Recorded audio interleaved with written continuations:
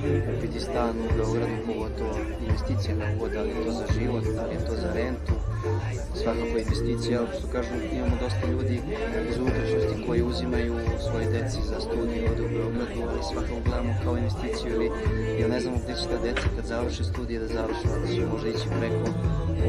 ali će ostati ta nekretnina i ljudi su došli do kalkulacije da im se više isplati da otplaćuju u izgradnji stan kroz neke faze rate, nego da se zarobe nekim rentama mesečnim, a kasnije taj stan da preprodaju ili da ga kasnije rentuju. Ono što je danas popularno je stan na dan, da se jako veliki obrt pravi, gde vi možete za jedan vikend uzmete ono što uzimate kroz mesečnu rentu. A evo imamo skoro, da kažemo, primer kad je bio koncert Rammsteina, tu su cene skakale, su to upotrebljavali maksimalno, gde su 150% cene išle gore za ta 2-3 dana koncerta. Tako da, kažemo, danas